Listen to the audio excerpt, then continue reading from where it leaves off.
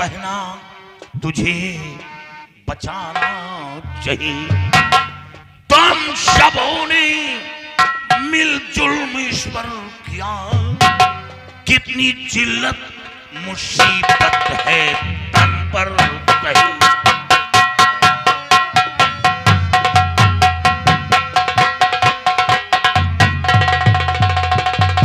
बेटी जान तो बख्श दूंगा तेरे कहने से, लेकिन हिदायत दूंगा ताकि आने वाली नस्ल याद रखे। कोई औलाद अपने माँ बाप के साथ, कोई भाई अपनी बहन के साथ ऐसा जुल्म न करे। साथियों, हंटर लाओ। हंटर क्या होगा भैया?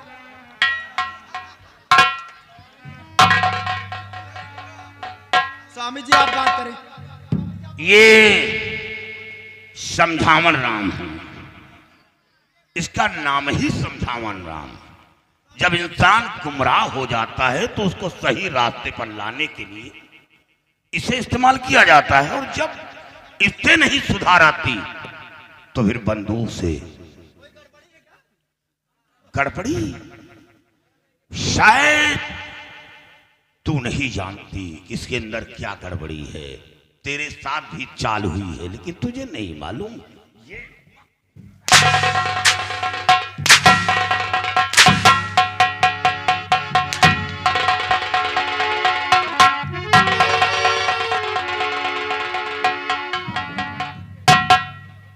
बोल,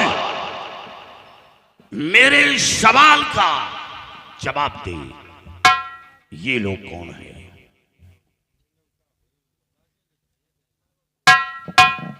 ये मेरी पिताजी हैं।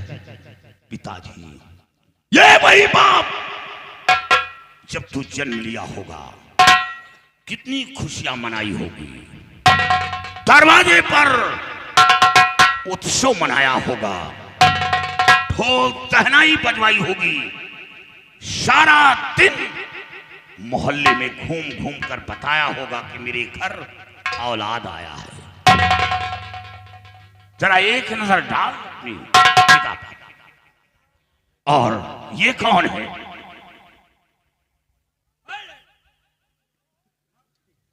ये मेरी माँ है।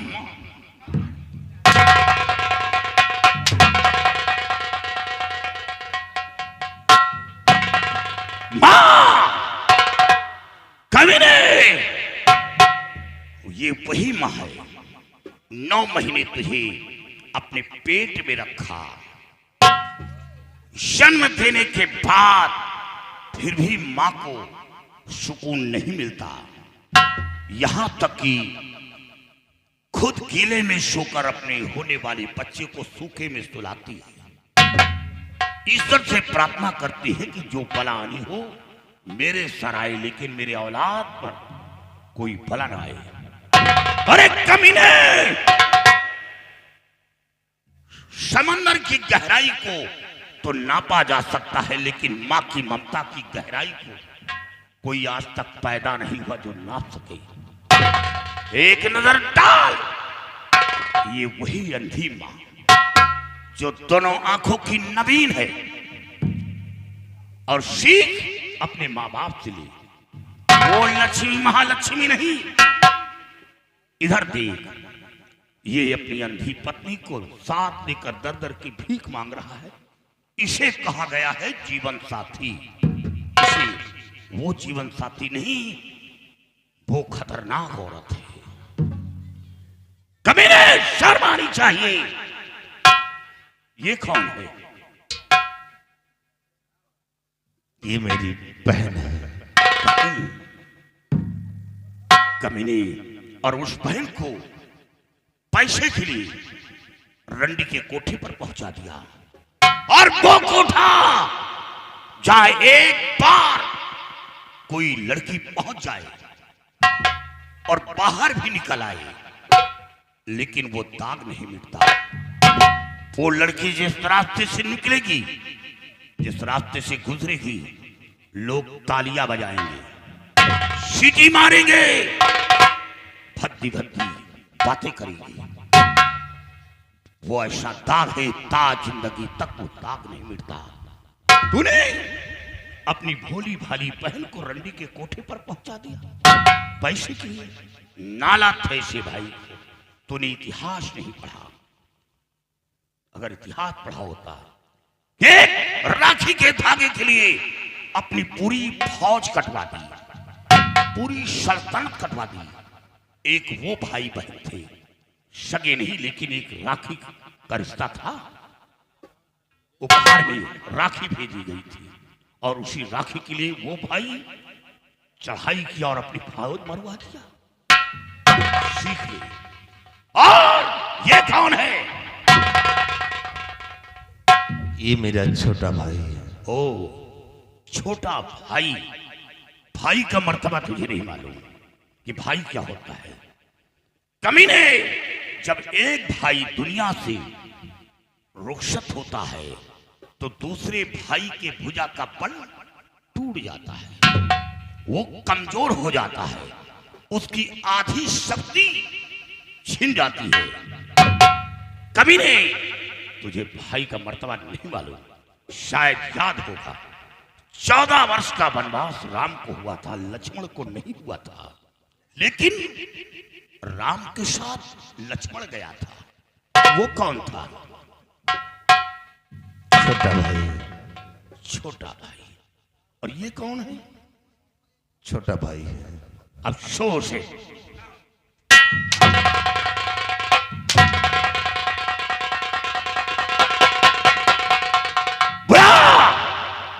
साथियों, बुलाओ उस रेड्डी को, बुलाओ।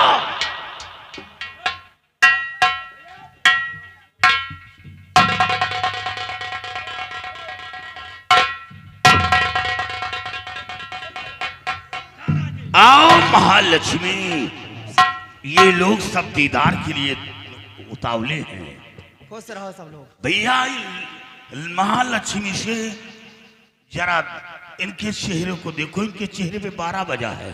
12 बजा है। देवी देवताओं के चेहरे पे हमेशा मुस्कान थी, लेकिन इनके चेहरे पे 12 बजा है। हमारे देवता क्योंकि इसकी मौत इसके सर पर खड़ी है। हमारी मौत कैसे होगी? देवी देवता की मौत होती है क्या? ओ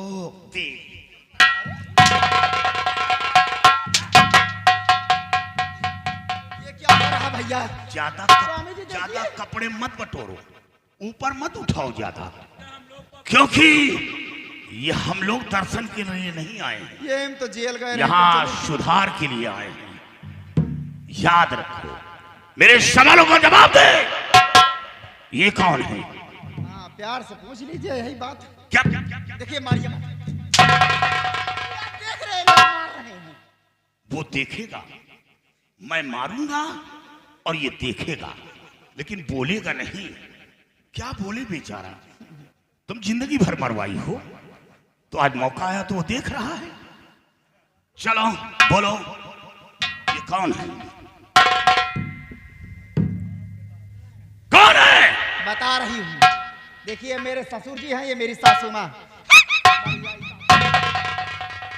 अरे राम राम।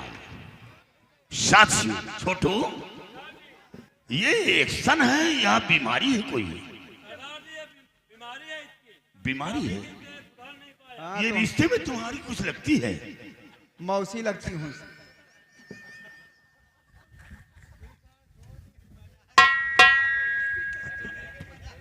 बोल बोल, ये कौन है? देखो बेटा, मौसी का आज ये इतना हाल हो रहा था। बोलिए कौन है? देखिए, बंदर बंदरिया की बात मत कीजिए। हो, जब इसने कटुक वचन मेरे सामने बोल रही है तो जुल्म जरूर किया होगा। छोटू, यहां आओ, क्योंकि हाथ कमजोर है। मैं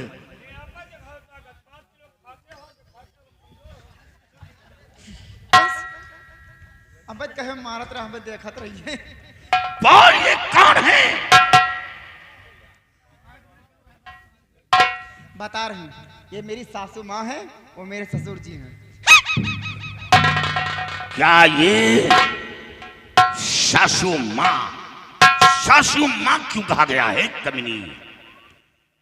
तुझे इसका तजुर्बा नहीं।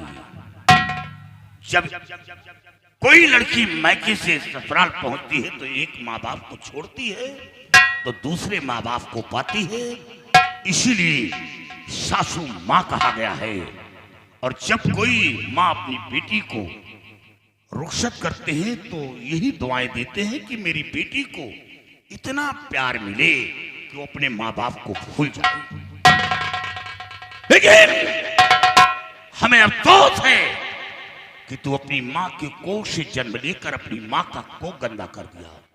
यही नारी अगर चाहे ले तो घर को स्वर्ग बना दे और यही नारी चाहे ले तो घर को नर्क बना दे, लेकिन तूने स्वर्ग नहीं बल्कि नर्क बना दिया। यही अभी जब तू डोली में बैठकर आई होगी तो कितने खुशी उल्लास के साथ डोली के पीछे भागी होगी कि मेरे घर लक्ष्मी आ रही, मेरी बहू आ रही है।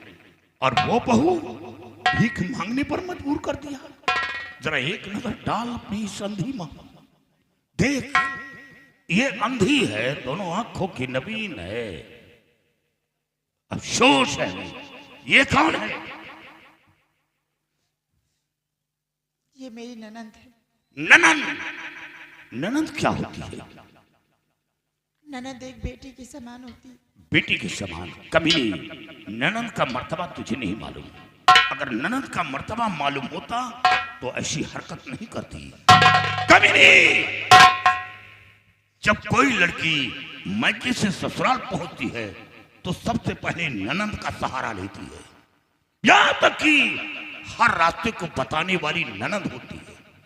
आगे आगे ननंद चलती है तो पीछे भाभी चलती है। इतना ही नहीं, जब भाभी के ऊपर कोई कष्ट आता है तो सबसे पहले ननंद दाखिला देती है।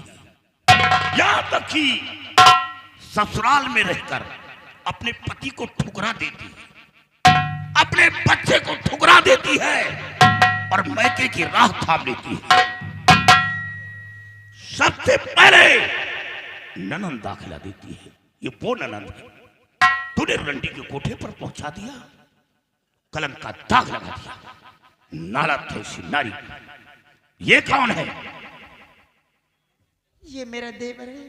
देवर? देवर का मर्तबा तो आला है।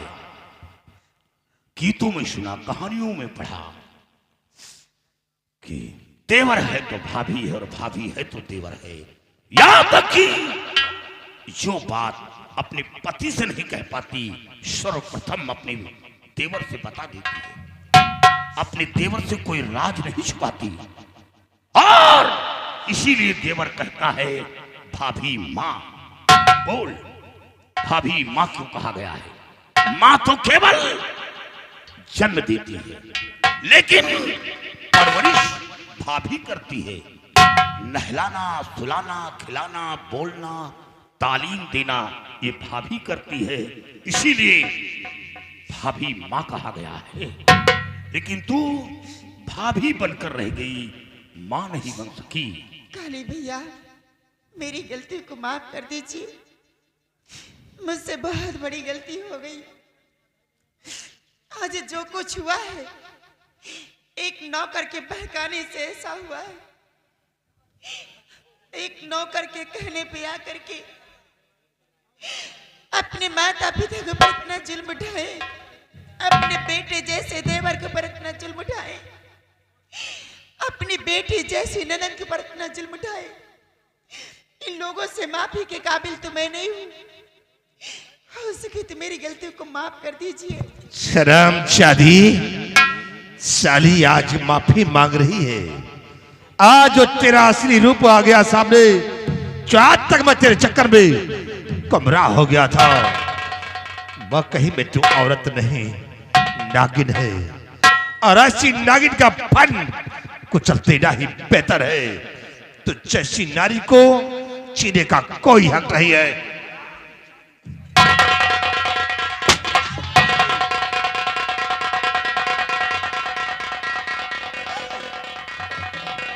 विमल सिंह,